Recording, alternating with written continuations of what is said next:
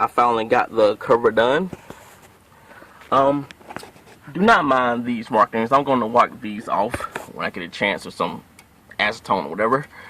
But as you remember, my original fan design was a suck in, suck out design. Well, I didn't want to go to that design anymore. See, this fan sucks air out the amp. It sits right over the output section of the amp, which is the hottest part of every amp. Is the output section. I'm going to show you the output section right now. The fan's going to be sitting right on top of the output section right here, sucking air out. And I'm going to have one big tube fan blowing cool air over the amp. I'm talking about a tube fan similar to EXO, blowing cool air over the amp. The reason I don't want to go with the suck in, suck out design is because if I have another fan over here pushing air in the amp, it's going to eventually start collecting dust, particles, whatever inside the amp, and I don't want that happening. So I think this is a much safer and better design, having this fan suck air out the amp and having a big tube fan blowing cool air over the amp. And again, don't mind these markings. I'm going to wipe these off. I know I devalued the amp a little bit by cutting holes in it.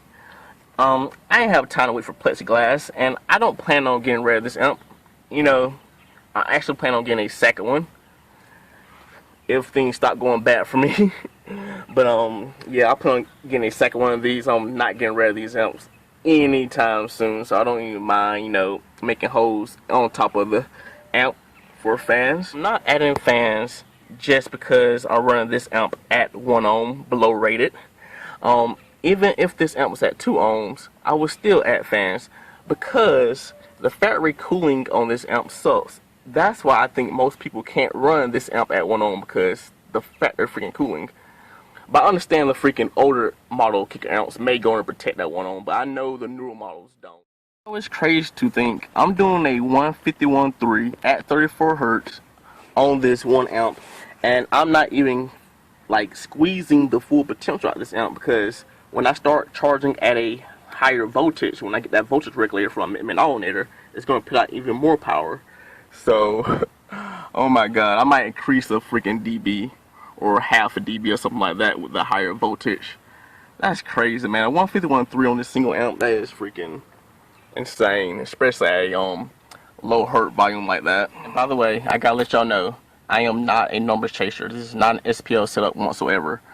I'm giving y'all numbers to give you an idea of how loud it is in person, since y'all not here to hear it in person. The numbers give you kind of idea how it sounds. I am tuned way too low to compete in SPL. I love my lows, so you know, bump SPL. I'll rock SQ all day. Low end. I know somebody probably gonna bring this up, but these lines are crooked as hell. I know that, and I drew in the wrong freaking spot. I was in a hurry. I didn't have my tape measure with me, and you know, that's what I get for being in a hurry. But when I made the secondary lines, they were straight and accurate, straight over the output section. And I'm gonna wipe this off. It should come off easy. I forgot to mention something else. Do you see these little black strips right here? I have more of these inside the house, but I don't feel like walking inside the house right now. Well, anyways, they're gonna go all around the fan to make sure it has a good suction on the amp. These foam strips, it shouldn't be any, you know, air seeping out the side. It should be like complete suction from the amp. I love these little things right here. Come in handy. After I install the fans, I'm going to clean up all these messy ass wires I got going everywhere. I'm going to build a battery rack for the batteries. I'm going to clean everything up. I'm going to try to paint the box as soon as I can, because like I'm tired of these wires like hanging everywhere. You know, it looks tacky, you know. Even though I'm still in the middle of the build process, but it's just killing my eyes to have all these wires like dangling every freaking where, and these batteries strapped on with freaking cables. I gotta pretty everything up. I gotta start putting things up. Anyways, I'll catch y'all next time. Peace.